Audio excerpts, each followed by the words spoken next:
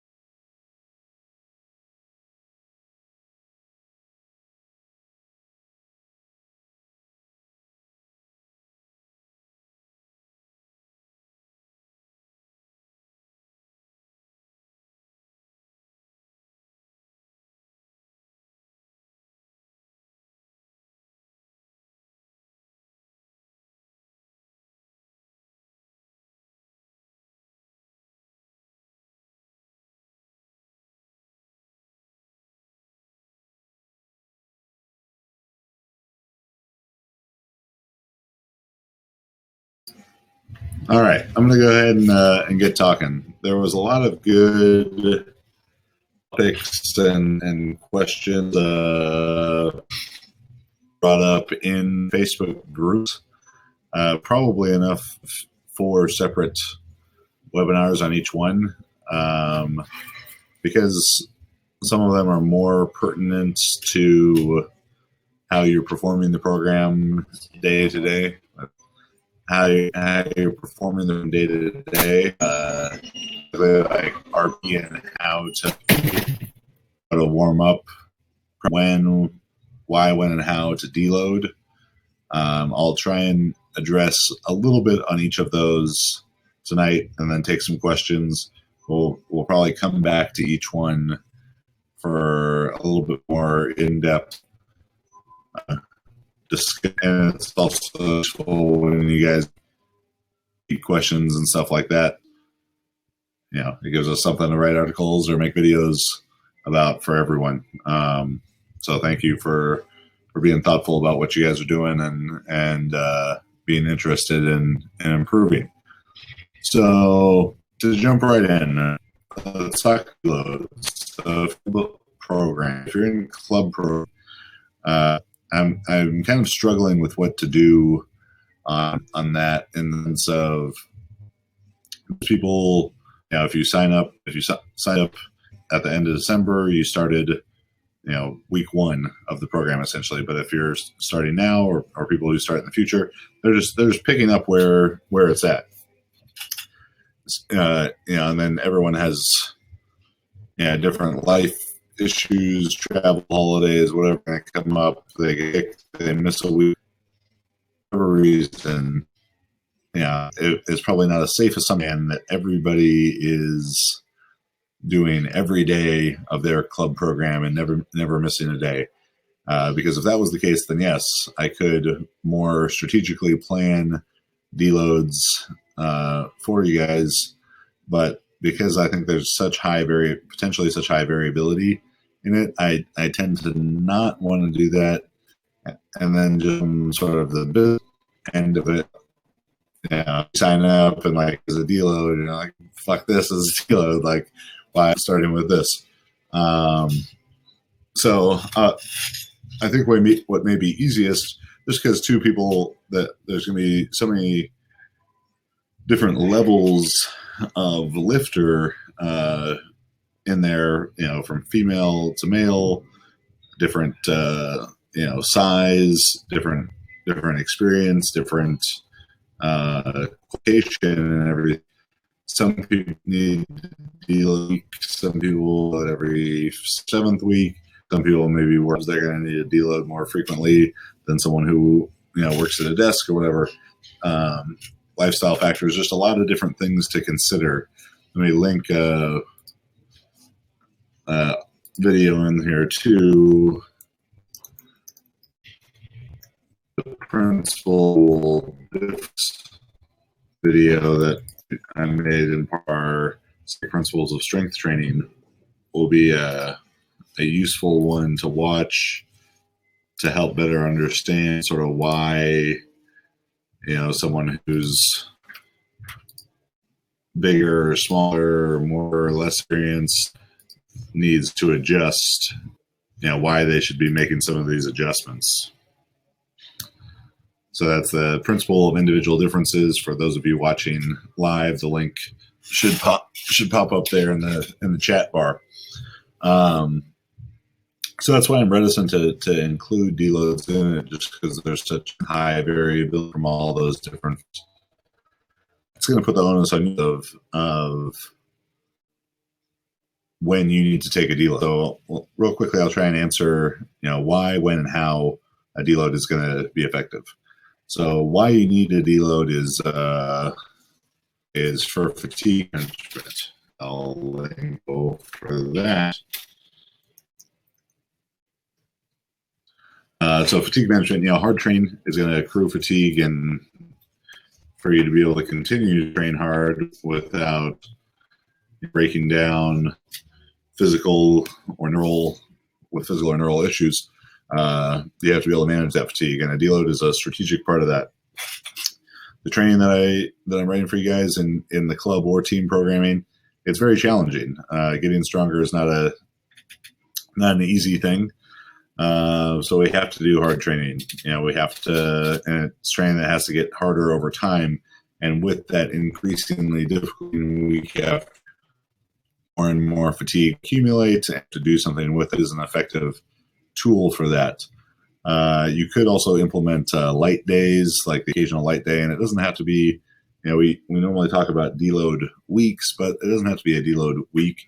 And particularly if you're a smaller, lighter female lifters, less experienced, who will tend to decay, fatigue faster, or not be able to induce the same level of yourself, you could probably get a hike load or kind of a long weekend sort of thing.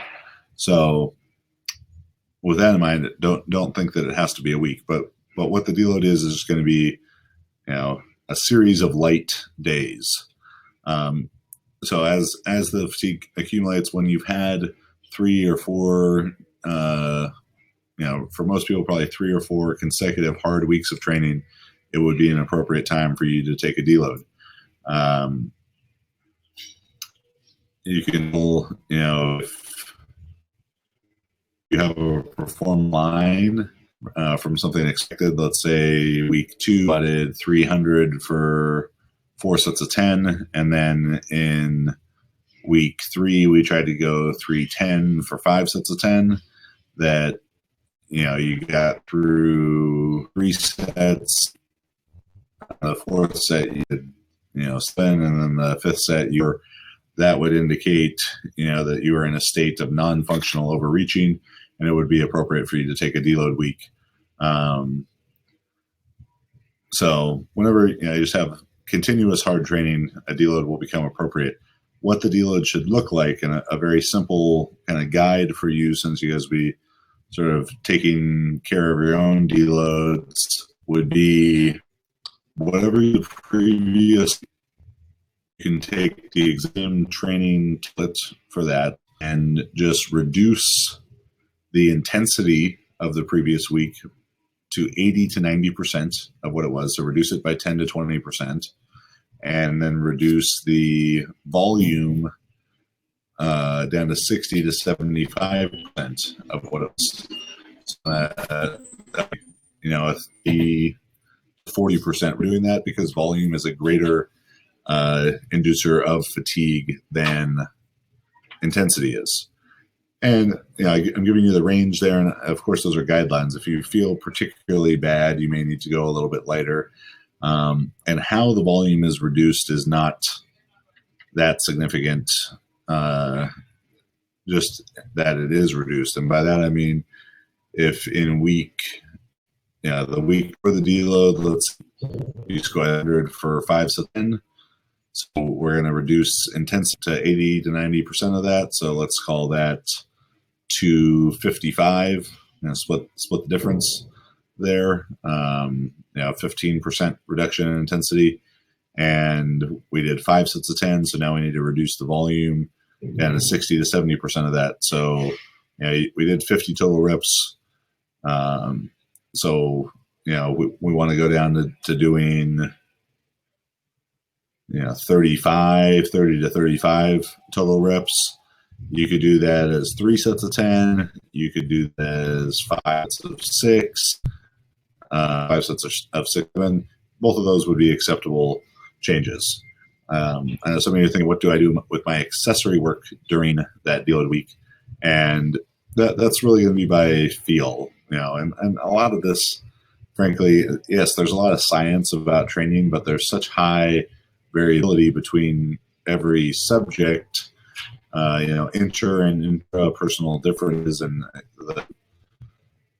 the video will talk about that, and I have a whole called snowflake training, which I'll as well.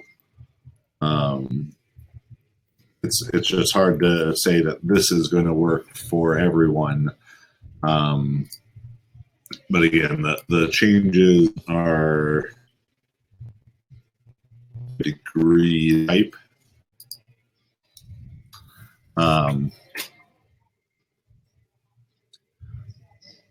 So when you're taking that deload, so the changes in accessory work, if you feel really run down, make the accessory work lighter. If you don't, keep it about the same. As long as you're making a significant deload in the primary work, that should be sufficient for the large majority of you to decay the necessary fatigue. Something to avoid during deload weeks. You don't want to introduce new stimulus during a deload week. Don't change the exercises. We're going to ever have changes of exercise from the block of training to the next one. So if you wanted to, I take that back, because you won't see ahead to the next block of training. So when you choose to take the deload week on your own, you get sent the program on the day, but you like, oh man, I'm run down. You're looking at it, you don't feel ready for that. Take a deload week and then just hop back into that week that you missed. So you're just going to be a week behind. You get sort of a week in your pocket to work with. If there's new exercises that you haven't done yet in that next week that you're deloading before, but you've seen it because you got it and you decided I should probably take a deload before I do this, you could introduce those new exercises so you can start to adapt to them. They won't be such a significant change that it causes more fatigue to be accumulated, because that's just not how the programs are going to be designed. So hopefully that answers sort of the why and how loading. So 3 to 6 hard weeks of training in a row where you're not missing any sessions or anything, it is time, and it's going to be time for you to deload. Less time between deloads for the more advanced, stronger, larger lifters, less time from less advanced, weaker, less experienced lifters. Female lifters won't need to deload as frequently. So hopefully that clears things up about deloads. next question that a lot of people were asking was about, how to properly judge RPE. And they particularly have a hard time with it on the higher rep, and that's going to be a universal thing on having a harder on the higher rep sets.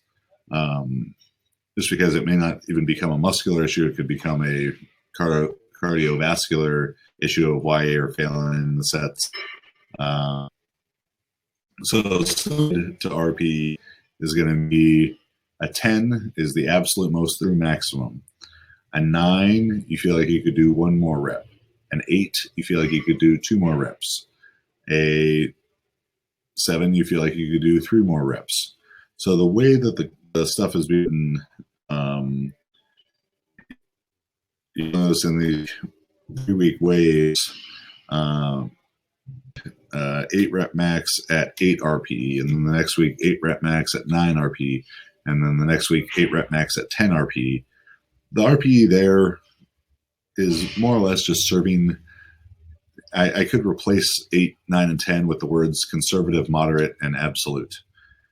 That the first week you need to do a challenging but manageable set, because the principle of overload dictates that training must become more difficult over time. If you want to get stronger, you have to put more weight on the bar. So in week 1, you need to do a weight that you'll be able to increase in week 2. All right. And then in week 2, as training adaptations begin to take effect, you want to do a weight that's very challenging, but not the absolute most that you could do that day. All right. Because we want to save that for week 3. And you can effectively, do this if you have established rep maxes or using a rep max calculator or whatever, and projections. Set up the what you want to do for those 3 weeks. It'll always be there's never training that I send you that it's like, shit, I didn't see this week. It's fairly patterned, and we'll get into different organizations, but there'll always be distinct patterns to every 3-4 week kind of block. So particularly the longer you guys stay in this, the more familiar you become with the patterns that I utilize, the better you'll be able to tell, kind of what's coming next, even without sit. And I'll try and be more robust and guides in each week's email. So if we were to try and make a prediction, of sort of progression here, it would be in week 1, when it's a 7 RPE, you want to for something a 4 to 6% an established rep max that you have. You've done 300 for 10 before, and that was an absolute 10 RPE type of lift. So maybe in week 1, the 8 RPE, you want to go and do, 280 to 85 10. In week 2, when we go to the 9 RPE and adaptation as your fitness is improving, you would probably want to look at either doing, as you warm up for the day and see how you feel, 295 to 305. So either right at the PR, at matching the PR, or slightly above it. If you feel really, really good, like things are clicking along really well for you. And then in week 3, when it's the 10 RPE, that's the absolute. So that would be the day to go for, 310 to maybe, we have people here at the gym and online clients and stuff hitting 20, 30 pound PRs on top of those rep maxes in that 3-week kind of training cycle. So you just, it's going to be individual. It's going to be how you are responding to the training, which is going to have a lot of factors going into it.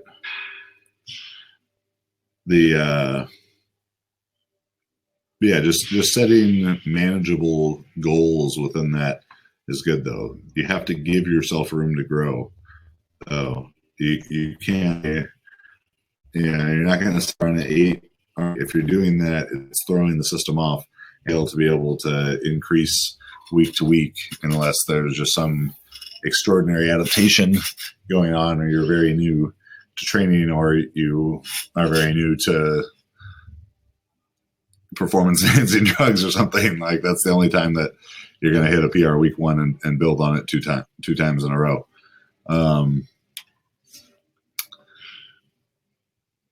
So yeah, that hopefully kind of sheds some light on how to judge RPE. With that, it will be valuable to talk about, what's going on with your warm-ups sets.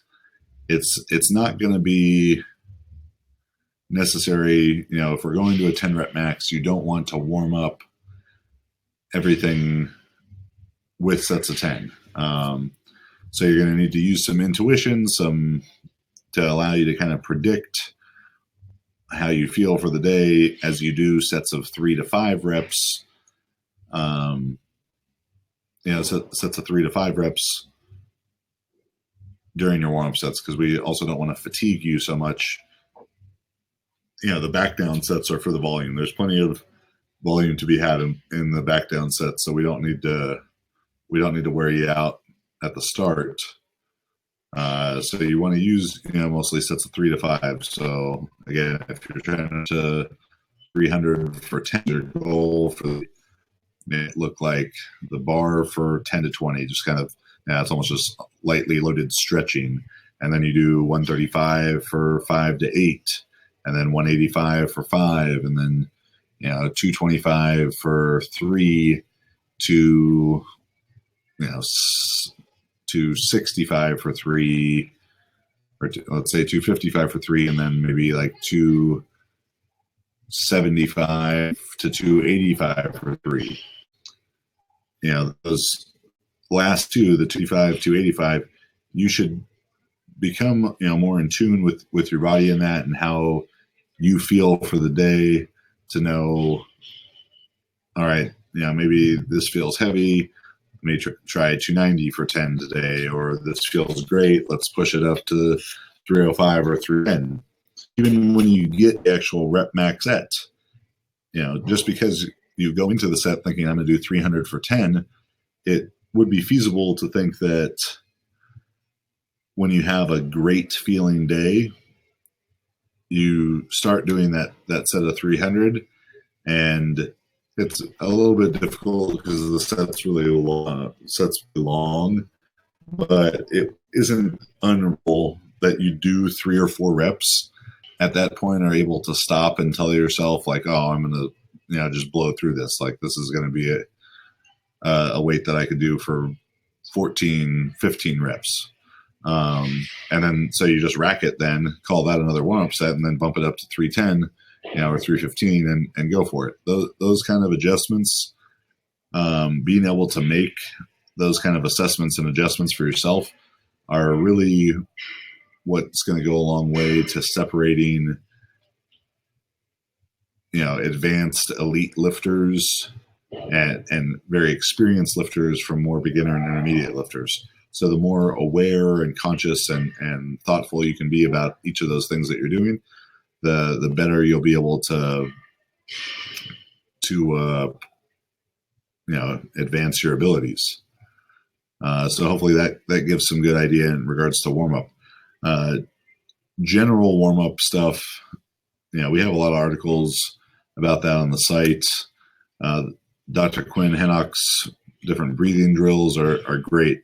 In regards to very specific warm-up strategies, you would need to do an assessment, which he does via Skype, to address your issues. But in general, you want to do the least amount necessary to get you warm, because you don't want to waste energy, and that's going to be widely varying based on your fitness levels. But some general warm-up, maybe that's 5 minutes on the bike, maybe that's some brisk walking, maybe it's some low amplitude abdominal work. Any of those would be appropriate. Then you want to get into just some sort of joint lubrication type of stuff, joint circles, that kind of thing. And then finally into some activation drills. I don't really like that word, but because unless you have nerve damage, your muscles are activated. So let's call it facilitation of the muscles that are going to be used in that day's training. That's where Quinn's stuff, the breathing drills, breathing and bracing drills are going to come into play. And then that's the most it's going to be. Then you're on the bar doing it. The foam rolling and the cross ball, self myofascial release, and band distraction type of stuff is limited in its effectiveness. I'll link a video from Quinn here about foam rollers, kind of what they do, what they don't do, how to effectively implement them. That is called Mobility Myths with Dr. Quinn, foam rolling. They can be a useful tool, but they're not an all the time thing, and they're not a let me roll on this for 5 minutes type of thing. It's a very quick neural input, and then moving on to getting your body moving through proper movement patterns. Last thing to briefly talk about tonight will be the role of accessory work. You notice on a lot of the smaller accessory work, I don't prescribe RPE, and there's not necessarily a progression to the loading strategy of it, at least not a listed one. And to be honest, that's because that accessory work is not that significant. Is it worth doing? Of course, but it's got to be kind of by feel, and it's going to feel different every day based on how the prior stuff was. So if it's week 1, week 2, week 3, 3 by 10 to 12, 3 by 10 to 12, 3 by 10 to 12, well, if you do 3 by 10 to 12 and use 5 pounds more each week, great. You're on the right track of accessory work. The accessory work all needs to be complementary to the work. If you answer the question, how is this helping my squat, bench, or deadlift go up, then it's not going to be an exercise worth including. So, that's sort of my feelings about accessory work. In regards to the specific movements, for most of my athletes here at the gym and a lot of my more advanced one-on-one clients, I don't actually even prescribe specific exercises in accessory work. That is really the level of value that I'm giving there. I'll just prescribe body parts, shoulders, arms, traps, whatever, and then just to kind of pick the exercise that you like. Some tricep exercise make some people's elbows hurt. They make some people's triceps really strong. You got to pick the ones that work for you. There's such a wide diversity of people doing, the club and team programming. It's hard for me to try and make proper prescriptions for each person. Is dumbbell crushers and triceps? Yeah. You get into some issues there where exercises more commonly violate principle of overload, and they're just not well suited for heavy enough loading to create the stimulus you need. But outside of those type of examples, are one-arm dumbbell rows going to make you deadlift more than two-arm dumbbell rows? Are those going to make you deadlift more than cable rows, than lat pull downs, than hammer rows versus low rows versus high rows or whatever? No, they're pretty much all the same. They're just general exercises for the back muscles. If you are really interested in more in-depth hypertrophy type of training, Dr. Mike has written, like a body part by body part guide for hypertrophy training that they're releasing each week on the RP website. And then we're also filming a video series to go in conjunction with that for our YouTube. So if you're interested in, I really got to get a bigger back, check out those videos, because that's very much more his expertise than is mine. So that's kind of all the talking I need to do. Let's take a couple of questions.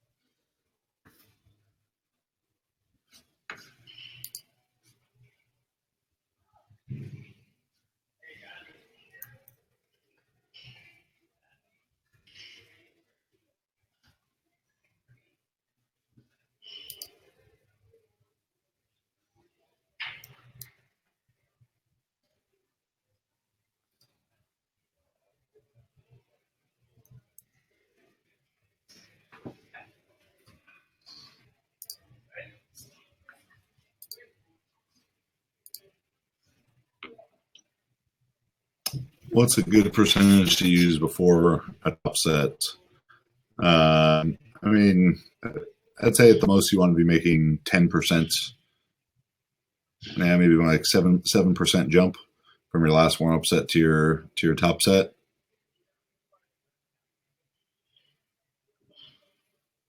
As far as rest periods go, yeah, you don't want to get into too long of rest periods where you're kind of getting cold or you're just messing around too much in the gym. You also don't want to get into too short of rest periods where it's limiting the amount of weight that you can actually use. In for the club programming stuff right now, when it's up in sets of 8 to 10, yeah, I'd say 2 minutes would be on the short end, 4 minutes on the long end, maybe 5 minutes if you were either very low GPP or using very heavy weights. And then, yeah, the accessory work is just kind of moving quickly through it, catch a pump on the upper body stuff. It's like, yeah, I'd say 30 to 90 seconds would be the range we'd be looking at there.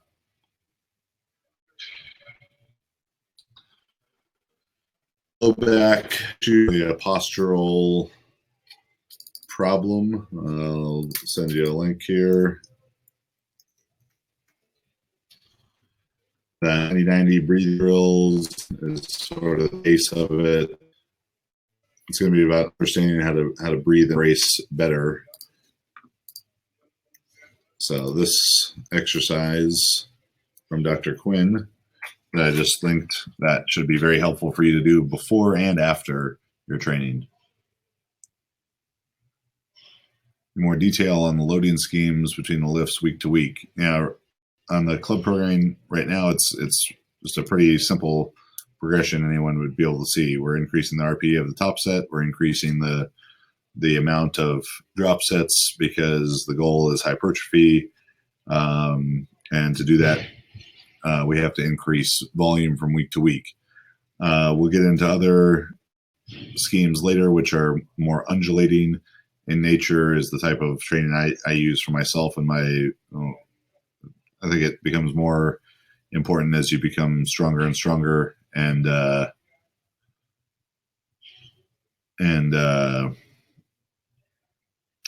recovery becomes more of a premium because you're able to induce more fatigue. So when we get into that, we'll be doing more of a light, medium, heavy rotation through so weekly right now, but that's kind of the idea. If you're in team programming and you want to switch, your goal basically, just email onlinecoaching@jtsstrength.com and that'll get taken care of for you.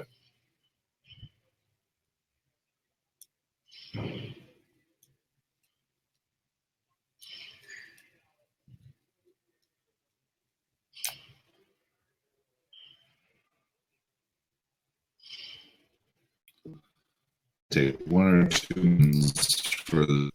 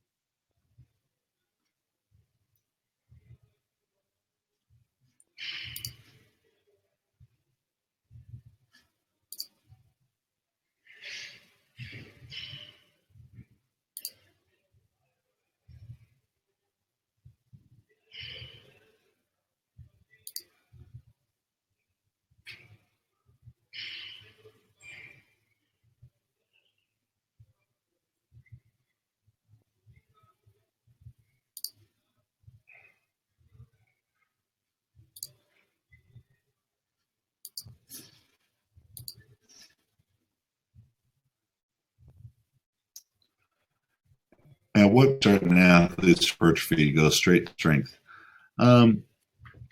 So there are times where, I mean, the main answer would be if you have an athlete who's maximized the physique for their weight class, if they're unable to, if it's not going to be prudent for them to gain any weight to be able to still lift in that class, to gain any muscle to still be able to lift in that class. So someone like, Andy Huang, extremely muscular, T. Papula, insanely muscular lifter, would really be no merit for them to train for hypertrophy with the goal of, to train with high volumes with the goal of hypertrophy, because they're just going to make their weight cut harder.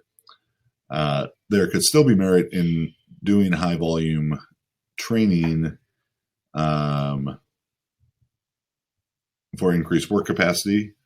If an advanced athlete was trying to cut or do some body composition changes, even if they're extremely muscular, let's say a Brandon Allen type, high volume training would still have merit for him, because if you cut during high volume training, it means you get to eat relatively more, because you could still be in a caloric deficit because your training is more calorically demanding.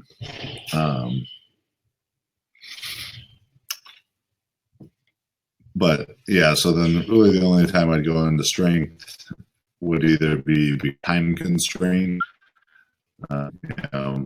meat or something, because the lifter has maximized the amount of muscle they. What lift will minimize balding? Real funny, Jason. If I knew the answer, I'd be doing it. And with floor presses, value as a tricep builder, they're fine. Dumbbell particularly, I think is good. But yeah, for sure. Future team programming options for peaking for a meet. Yeah, we have those options existing right now. Just can get on that if you'd like. And Kristen will follow up with you on how many weeks. All right. Hopefully that answered a lot of your questions. Thank you for watching and listening. Keep working hard.